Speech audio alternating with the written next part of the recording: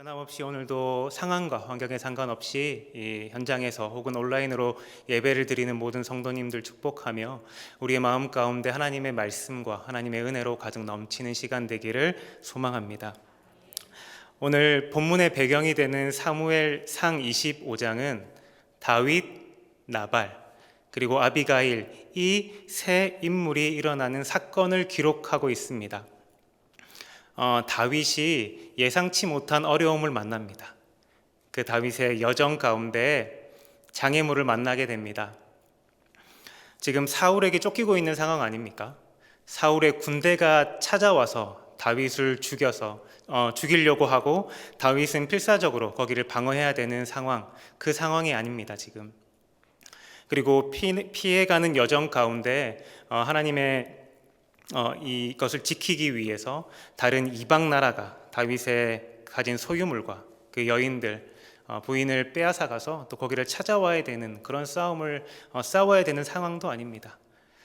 어이없게도 다윗은 지금 그냥 마온이라는 한 지방에 있는 나발이라고 하는 그 목축업자, 그 사람을 만남으로 인하여서 인생 최대의 위기를 맞이하게 됩니다.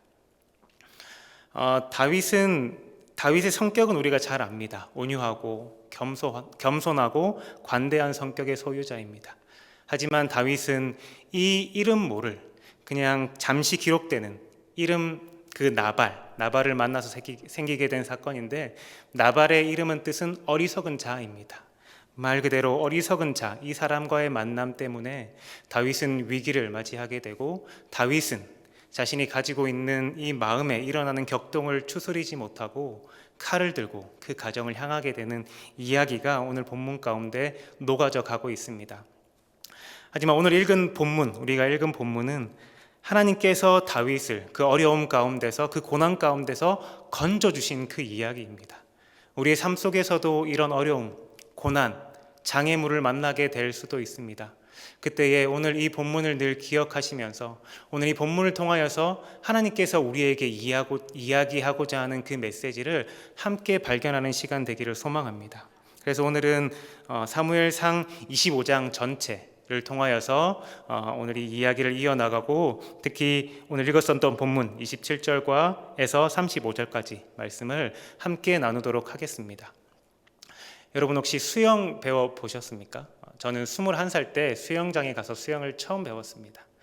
이 수영을 배운 이유는 1년 전에 20살 때 친구들이랑 같이 해운대를 놀러 갔습니다. 해운대는 그 발 하나 차이로 이 경사가 가파르기 때문에 물결 한 번이면 뒤로 밀려나가게 되고, 저는 그때 제 발이 땅에 닿지 않는 생애 최초의 경험을 하게 됩니다. 그때부터 잘 기억이 나지 않고 얼마 기간인지 모르겠지만 계속 물에서 허우적 됐었던 기억, 그리고 제 눈앞에 보인 모든 물체를 잡고 제가 결국에는 물 밖으로 나왔었던 그 기억이 있었습니다. 그래서 1년 뒤에 마음을 먹고 수영을 배워야겠다, 물에 빠져서 다시는 이런 일을 겪지 말아야겠다라고 생각했습니다. 여러분도 수영 배워보셨겠지만 제일 처음에 하는 게 뭡니까? 가서 이제 체조하고 들어가서 물에 바로 입수합니다. 그리고 저를 가르쳤던 강사 선생님이 물에 들어가서 하고 호흡을 하고 일어나서 파 하세요 라고 했습니다. 그리고 저를 물속으로 집어넣으셨습니다. 저는 물에 대한 트라우마, 그때만 생각하면 아직도 그 죽음의 공포가 있습니다. 저에게는 물에 대한 트라우마. 제가 숨이 잘 쉬어졌겠습니까? 1초도 안 돼서 바로 일어났습니다.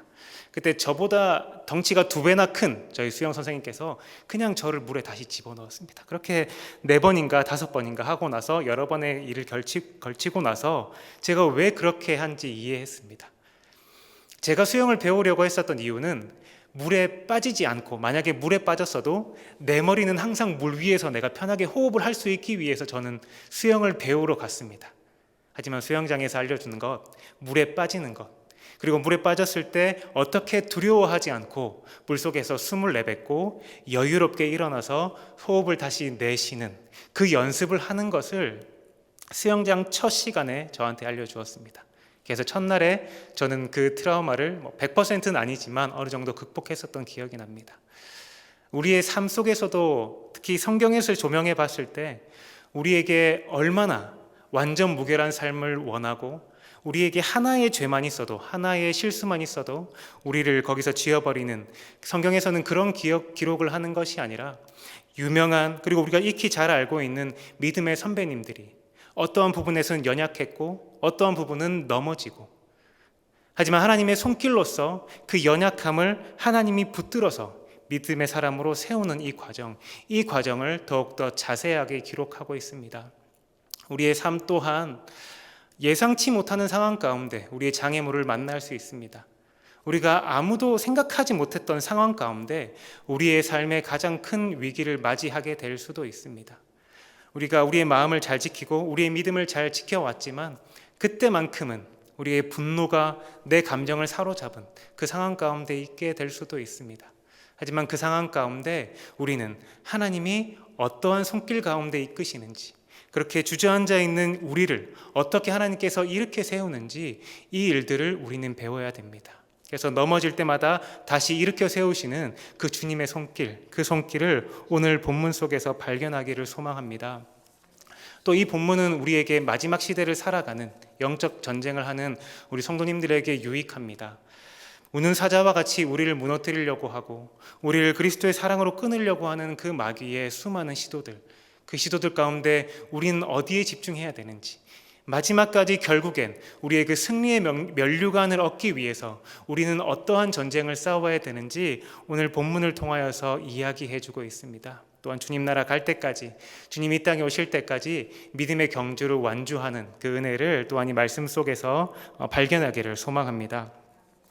먼저 살펴볼 것은 다윗이 나발을 만난 것입니다.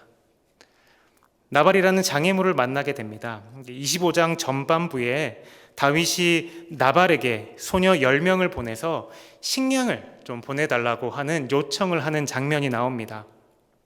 다윗의 입장에서 보면 이 장면은 너무나 합리적이고 너무나 합당한 요청입니다. 25장 2절에 이렇게 나와 있습니다. 지금 그때가, 다윗이 나발에게 식량을 요청한 이때가 양털을 깎고 있는 시기라고 했습니다. 이때는 동네 잔치가 벌어지는 날입니다. 양털을 깎고 거기에 관련된 조금이라도 도움을 준 모든 사람들을 다 초청해서 음식을 대접하는 날입니다. 또 나발은 그 소유가 얼마나 많았는지 기록하고 있습니다. 양이 3,000마리, 염소가 1,000마리, 그리고 수많은 그런 재물, 아마 그 지역에서 가장 큰, 가장 부유한 사람이었던 것 같습니다. 그래서 다윗은 그 부유한 목축업자에게, 또 오늘은 나그네, 지나가는 나그네도 환대하는 양털 깎는 날이기 때문에 음식을 줄 것을 요청하게 됩니다. 이뿐만이 아닙니다. 7절, 8절에서 살펴보면 광야에 있을 때 다윗은 나발의 양떼와 염소떼를 지켜줍니다. 해하지 않습니다. 그리고 다른 가축이나 다른 짐승들로, 다른 사람들로 공격당하게 될 때 보호해줬다라고 이렇게 이야기하고 있습니다. 충분히 거기에 잔치에 밥숟가락을 올릴 수 있는 공을 세웠습니다.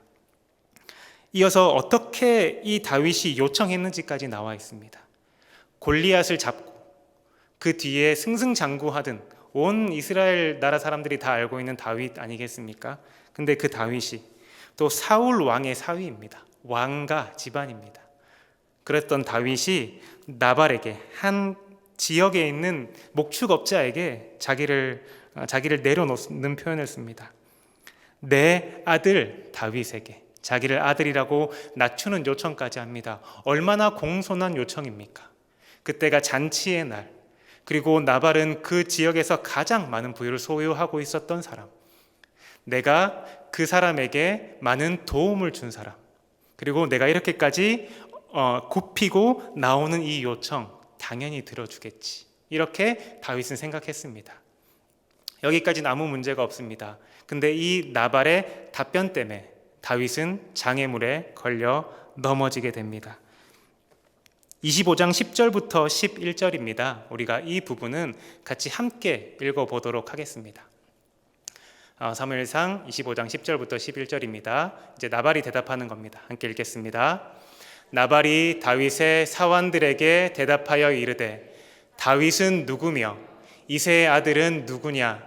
요즘에 각기 주인에게서 억지로 떠나는 종이 많도다.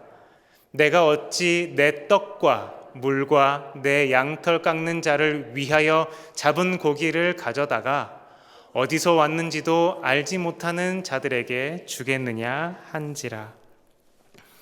이것은 다윗에 대한 음식을 주지 못하겠다라는 거절 수준이 아닙니다. 다윗을 모욕하고 다윗을 저주하고 조롱하고 모욕하는 내용이었습니다. 이 일을 들은 10명의 사환도 얼마나 놀랐는지 바로 다윗에게 가서 이 이야기를 한 자도 빼놓지 않고 다윗에게 전합니다. 민족적인 영웅이었었던 이 다윗을 왜 나발이 몰랐겠습니까? 이새의 아들이라는 것도 알고 있었습니다.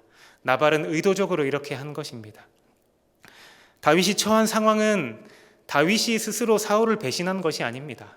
사울이 자신을 죽이려고 하기 때문에 어쩔 수 없이 도망자 신세가 된 것입니다. 이 사실을 폄하하는 이야기를 들은 그 다윗. 이렇게 해서 다윗은 나발이라는 장애물을 만나게 됩니다.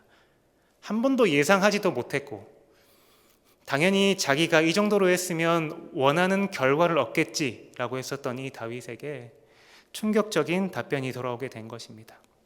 이어서 우리 살펴볼 것은 이 다윗의 답변에 대한 다윗의 행동을 우리가 또한 자세히 살펴볼 필요가 있습니다. 13절에 이렇게 나와 있습니다. 다윗이 자기 사람들에게 이르되 너희는 각기 칼을 차라 하니 각기 칼을 차매 다윗도 자기 칼을 차고 400명 가량은 데리고 올라가서 200명은 소유물 곁에 있게 하니라. 22절 후반절에도 이렇게 나와 있습니다. 내가 그에게 속한 나발에게 속한 모든 남자 가운데 한 사람도 남겨두지 않겠다. 다윗은 이 얘기를 듣고 마음에 분이 났고 이 분을 가라앉히지 못했습니다. 총 600명 정도 되는 다윗의 군사들이 있었습니다. 그 전력의 3분의 2를 떼서 3분의 2를 무장시키고 나발, 그 목축업자, 그 한 가정을 향해서 나아가게 됩니다. 이 다윗의 모습 어떻습니까? 조금 이상하지 않습니까? 다윗의 이런 분노, 다윗의 이런 행동, 이 사실은 이전에 다윗이 보여주었었던 것과 좀 다릅니다. 자신의 은혜를 갚지 않은 그일라 백성들, 그 백성들에게도 그냥 이 다윗은 거기에 분을 표하지 않았습니다. 그냥 지나갔습니다. 또 자신의 일을 고자질한 10사람에 대해서도 다윗은 그냥 지나갔습니다. 그냥 그 자리를 떠났습니다. 그리고 오늘 본문인 25장 바로 전에 24장에는 자기가 도망자 생활을 하고 있는 모든 원인, 모든 근본적인 이 일을 마칠 수 있는 상황이 주어졌습니다. 동굴에 사울이 있었던 것이고 다윗은 알고 사울은 모르는 상황 가운데 놓여졌습니다. 다윗은 칼을 가지고 사울을 죽였으면 모든 상황이 다 끝났을 것 아닙니까? 하지만 다윗의 고백을 우리가 알고 있습니다. 하나님께서 기름 부은 자를 어떻게 내가 해야 하느냐라고 하며 옷깃만 자르고 이 사실을 사울에게 이야기하게 되는 거죠. 이 다윗의 모습, 사울에게 쫓기는 도망자 신세지만 하나님께서 기름 부은 왕으로서 이 정도면 왕이 될 만하구나. 자기의 감정과 자기의 상황과 자기의 마음의 모든 것들을 잘 절제할 수 있는 이 다윗, 우리의 모습은, 다윗의 모습은 이런 모습이 익숙합니다. 그리고 다윗의 이런 마음들은 하나님께 구하며 하나님께 해결했었던 그 마음들 시편에서도 우리가 확인할 수 있지 않습니까? 하지만 오늘 이 본문 우리는 이상함을 느껴야 됩니다. 다윗이 이렇게 됐었던 것, 다윗의 이런 모습이 될 수 있었던 것, 이것은 나발이라는 사람을 만나는 장애물이 있기 때문에 그렇지만 이렇게까지 분노하며 칼을 가지고 나발 자체는 어리석은 자라고 하지만 나발이 가진 배경은 이렇게 쉽게 칼을 들고 나아갈 수 없는 자신의 백그라운드를 가지고 있습니다. 첫 번째는 나발은 유다 지파였습니다. 다윗도 유다 지파, 같은 유다 지파입니다. 그리고 유다 지파 중에서도 갈렙 족속이라고 나와 있습니다. 그 명문 가문 아닙니까? 갈렙 족속에 있는 그 나발입니다. 그 나발에게 칼을 들고 한 남자도 남기지 않겠다는 이 다윗의 모습, 가장 큰 장애물, 가장 큰 걸림돌은 나발이 아니라 다윗 자기 자신이었습니다. 자기 자신이 이것들을 컨트롤하지 못하고 이 자신을 더욱더 크게 자기가 만들어서 결국엔 분노에 휩싸이게 되고, 그 칼을 하나님을 위해서 사용하는 칼이 아니라 자신의 동료 유다 지파를 향하게 하는 칼로 바뀌게 된 것입니다. 에베소서 4장 26절과 27절에 이런 말씀이 있습니다. 분을 내어도 죄를 짓지 말며 해가 지도록 분을 품지 말고 마귀에게 틈을 주지 말라 라고 나와 있습니다. 조금 더 정확한 표현을 위해서 제가 영어 성경을 준비했습니다. ESV 버전에서는 이렇게 나와 있습니다. Be angry, 화를 내어라, 분을 내어라. And do not sin, 그리고 죄를 짓지 마라. 분을 내는 것과 죄를 짓는 것은 다른 것입니다. 이걸 분리하고 있습니다. 어떻게 우리는 바르게 분을 내야 되는지, 이 분을 어떻게 바르게 풀어야 되는지 우리는 이 훈련과 이 연습을 해야 됩니다.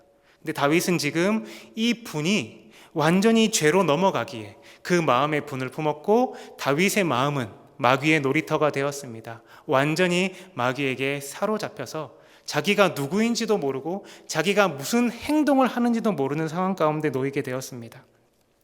다윗이 넘어졌었던 이 자기 확신, 자기의는 무엇이었습니까? 다윗 스스로가 가장 큰 장애물이 됐었던 그 이유는 무엇이었습니까? 그것은 하나님을 의지하지 않았기 때문에 그렇습니다. 인간적인 복수, 자기의 마음에 난 상처, 나발은 어쩌면 다윗의 가장 약한 부분을 건드렸을지도 모릅니다. 다윗의 자존심, 끝까지 자기는 하나님의 의로운 길을 걷고 있다.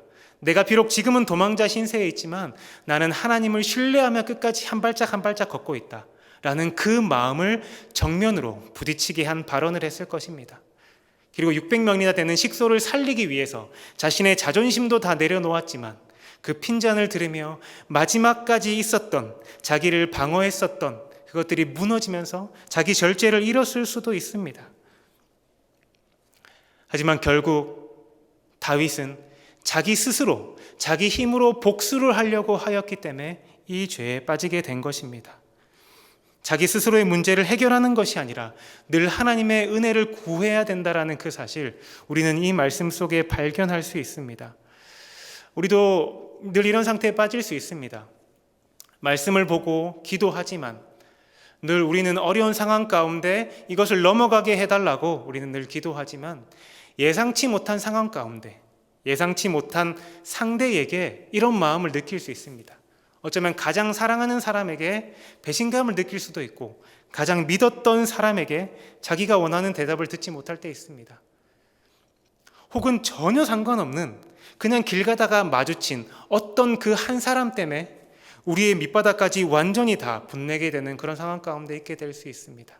우리는 언제나 그런 상황 가운데 놓여 있고, 우리도 다윗과 같은 이런 일을 경험할 수 있다는 그 사실을 우리는 인정해야 됩니다. 그리고 거기서 시작해야 됩니다.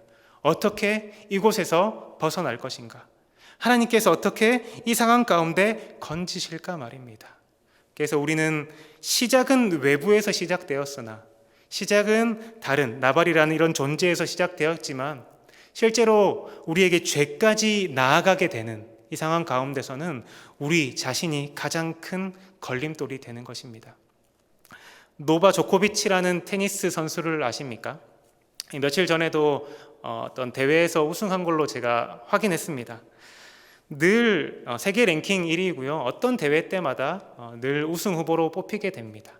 근데 작년 9월이었습니다.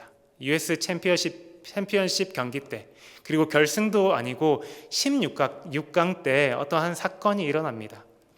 상대 선수는 3번 만나서 이 조코비치 선수가 3번 다 이긴 선수입니다. 경기가 잘 되다가 중간에 자기 마음대로 풀리지 않았었습니다. 그래서 무심결에 자기 호주머니에 있는 공을 자기 공으로 쳐서 코트 밖으로 내보냈습니다. 근데 하필이면 그 공이 뒤에 있던 선심의 목에 맞게 되고, 선심은 그 자리에서 주저앉게 됩니다. 이 조코비치도 놀랐죠. 의도한 게 아니었기 때문에 그랬죠. 다행히 이 선심은 이렇게 큰 부상은 아니었고 생명엔 지장이 없었습니다. 하지만 그 일 때문에 이 조코비치는 16강에서 실격패 처리를 당하게 됩니다. 거기서 16강에 올랐기 때문에 그간 조코비치가 쌓아온 상금이 있습니다. 그게 약 3억 원 정도 됩니다. 그리고 그때 29연승을 계속 달리고 있었기 때문에 언제 이 연승 행진을 계속하게 될 것인가, 이런 게 이슈였습니다. 근데 이 자기의 분을 조절하지 못하는 이 사건 하나 때문에 모든 것이, 이때까지 쌓아온 모든 것이 다 무너지게 된 것입니다. 이 기사를 본 한 사람이 그 밑에 한 줄 댓글을 남깁니다. 이 조코비치를 막은 그 상황이 자신의 가장 강력한 라이벌도 아니고 자신이 겪은 부상과 같은 상황도 아니고 단지 조코비치 자신이 우승의 가장 큰 걸림돌이 되다니, 이게 거기에 대한 평가였습니다. 우리는 이 사건을 통하여서, 이 일들을 통하여서 우리의 모습도 한번 돌아보기 원합니다. 우리의 사실을 인정하게 되는 거고, 또 우리는 언젠간 또 어떤 상황 가운데서든지 우리는 이런 공격 가운데 놓일 수 있다는 그 사실을 우리는 인정해야 됩니다. 그리고 어떻게 이제는 마귀에게 우리가 틈을 내어주지 않을 수 있는지, 우리가 어떻게 해서 이게 죄까지 넘어가지 않을 수 있는지를 이 마지막 본문 속에서 살펴보기 원합니다. 세 번째서 우리가 살펴볼 것은 하나님께서 적극적으로 다윗의 삶에 개입하셨다라는 것입니다. 만약에 하나님께서 개입하지 않으셨다면 우리가 알고 있는 다윗의 범죄와는 전혀 다른 결과가 나왔을 것입니다. 우리가 알고 있는 다윗의 범죄, 크게 두 가지가 있죠. 무엇입니까? 밧세바를 범한 사건입니다. 왕위에 오르고 나서 어느 정도 안정이 됐었고 다른 사람들은 다 전쟁 가운데 있는데 다윗을 늦잠을 자게 되죠. 그 상황 가운데서 다윗은 옥상 위쪽에서 있으면서 목욕을 하는 한 여인을 보게 되고 음욕을 품게 되고 그 자신의 정욕을 이기지 못해서 죄를 범하게 됩니다. 그리고 자기의 통치 거의 마지막쯤에 인구 조사를 하는 사건을 통하여서 다윗은 또한 범죄하게 됩니다. 또 자신의 욕심 때문에 하나님의 손길이 아니라 자기의 군사력이 얼마나 되는지를 확인하기 위해서 범죄했었던 사실을 알게 되는 것입니다. 하지만 이 범죄는 범위가 다릅니다. 이거는 크기가 다른 범죄입니다. 이 범죄를 하게 됐다면 다윗이 왕 위로 오르지 못하는 상황 가운데 처해질 수도 있습니다.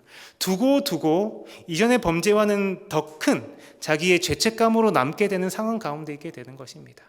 불과 자기 동족인 유다 지파 한 가정을 몰살시키는 것, 이것은 결코 작은 일이 아니게 됩니다. 하나님께서는 이 사실을 막으셨습니다. 이 일을 막으셨습니다.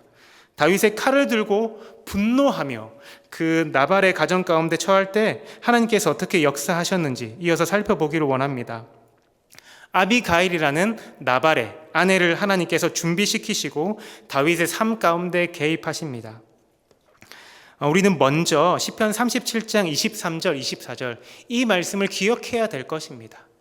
우리에겐 늘 넘어지는 위험이 있지만 그래도 하나님께서 어떻게 역사하시느냐, 말씀 속에 이렇게 되어 있습니다. 여호와께서 사람의 걸음을 정하시고 그의 길을 기뻐하시나니 그는 넘어지나 아주 넘어지지 아니함은 여호와께서 그의 손으로 붙드심이로다. 이 말씀 우리는 기억해야 될 것입니다. 나도 나를 어찌할 수 없는 상황 가운데 하나님의 강력한 손길, 우리를 아주 엎드려지지 않게 하는 그 하나님의 손길, 우리는 그 상황 가운데서도 그 손길을 의지해야 된다는 사실입니다. 나발이라는 그 이름 없는 그 인물, 그 사람을 통해서 분노를 일으켰었던 것처럼 아비가일, 그의 아내를 통해서 아이러니하게 그 분노를 사그러뜨리게 됩니다. 아비가일은 그 소식을 듣자마자 포도주, 떡, 양고기, 볶음곡식, 건포도, 무화과 뭉치 있는 대로 다 나귀에 싣고 다윗에게 보냅니다. 그리고 뒤이어 다윗을 영접하고 무릎 꿇고 다윗의 그 마음을 풀어줍니다. 나발, 이름처럼 어리석은 자 아닙니까? 어떻게 나발이 잘못된 행동을 했는지 그 마음을 풀어줍니다. 이것으로 끝나지 않습니다. 다윗은 이 얘기만 듣고 먹을 것을 받고 그대로 35절처럼 돌아가지 않습니다.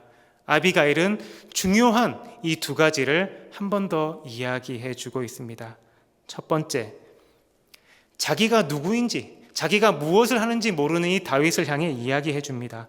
다윗이여, 당신은 하나님께서 당신을 위한 집을 세워주실 것입니다. 28절, 29절을 요약해서 제가 이야기하겠습니다. 당신은 여호와의 싸움을 싸워야 되는 사람입니다. 근데 어찌 그 칼을 동족에게 향하게 합니까? 잘못된 싸움으로 인하여서 악을 범죄하지 말고 원수 갚는 일은 하나님께 맡기십시오. 이렇게 자신이 누구인지 다시 한번 이야기하면서 하나님의 나라를 이루어 가실 것입니다. 하나님은 다윗을 통하여 하나님의 나라를 세울 것입니다. 든든하게 보호하실 것입니다. 생명싸개로 싸서 다윗을 보호해 주실 것입니다. 이렇게 하나님의 계획을 이야기합니다. 그리고 마지막에 당신이 왕으로 설 때 나를 기억하소서. 이 이야기를 듣고 다윗이 정신을 차립니다. 자기가 누구인지 몰랐지만 하나님께서 나를 도우시는 분이시구나. 나를 먹여 살리는 것, 내 식소를 책임지는 것, 나발의 음식이 아니구나. 하나님의 도우심이구나. 내가 이 음식이 없으면 죽는 것이 아니라 하나님의 도움이 없으면 죽는 것이구나. 이렇게 다윗은 깨닫게 됩니다. 그래서 32절에 이렇게 이야기하지 않습니까? 다윗이 아비가일에게 이르되 오늘 너를 보내어 영접하게 하신 이스라엘의 하나님 여호와를 찬송할지니라. 하나님을 향한 찬송을 하게 되는 것입니다. 나발의 우매함도 아니고 아비가일의 지혜가 우선이 아니라 그 일을 허락하신 하나님을 찬송하게 되는 것입니다. 모든 것이 다 하나님의 손길 가운데, 하나님의 은혜 가운데 임하게 되는 것입니다. 이 아비가일을 말을 들은 이 다윗 가운데 하나님의 역사를 다시 한번 경험하게 되며 다윗이 이제 그의 마음을 진정하게 되며 내 복수의 칼날을 다시 칼집에 집어넣고 다시 평화를 선포하며 그 음식과 주어진 것들을 가져들고 이 아비가일을 기억하겠다라는 말을 남기고 각자의 가정으로 돌아가게 됩니다.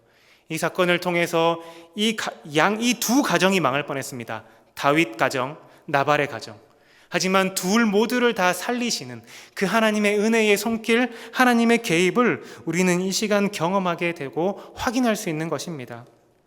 고린도전서 10장 13절에 이렇게 나와 있습니다. 사람이 감당할 시험 밖에는 너희가 당한 것이 없나니 오직 하나님은 미쁘사 감당하지 못할 시험을 허락하지 아니하시고 시험 당할 즈음에 뭐라고 나와 있습니까? 피할 길을 내사 너희로 감당하지 못할 시험을 너희로 능히 감당하게 하시느니라. 우리에게 일어난 모든 일들, 우리에게 감당할 수 있는 것만 하나님께서 허락하십니다. 오늘 본문같이 내가 내 감정을 컨트롤할 수 없을 상황, 내가 내 분을 이기지 못하는 그 상황, 그래서 내가 누구에게 무슨 말을 하는지 어떤 행동을 하는지조차도 잃어버리는 그 상황 가운데서도 여전히 하나님께서는 피할 길을 허락하십니다. 우리는 그 사실을 기억해야 됩니다. 우리의 분내는 그 상황보다 이 사실이 더욱더 우위에 있어야 되는 것입니다. 존 오웬 목사님이라는 분이 계십니다. 청교도 목사님이신데요. 그분이 신자 안에 있는 죄를 깊이 연구하신 분입니다. 그래서 신자에 있는 죄가 이 죄가 신자를 삼키는 것 같은 그런 상황, 그런 경험 가운데 있을 때 그렇지 않다라는 것을 이야기하기 위해서 죄와 은혜의 지배라는 책을 썼습니다. 그 가운데 한 대목을 제가 읽어드리겠습니다.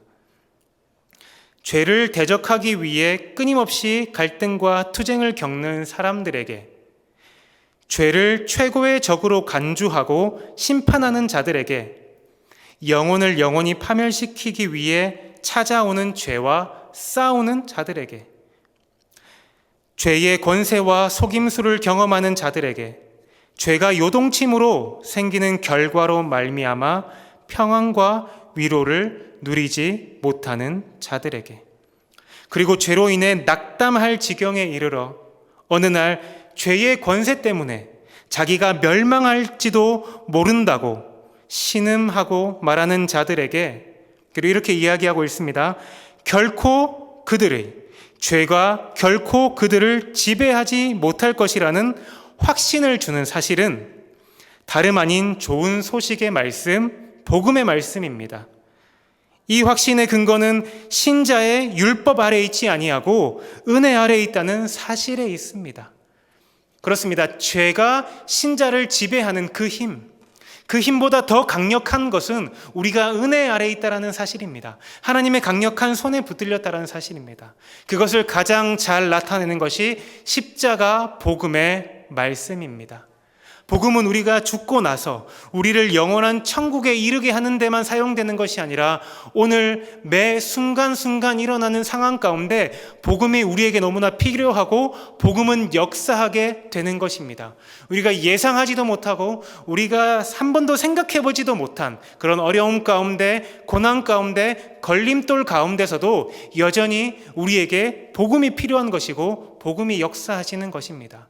그래서 우리는 늘 우리가 호흡하는 순간, 모든 순간마다 하나님의 은혜를 구하고 그 십자가의 복음을 붙들어야 된다는 사실입니다.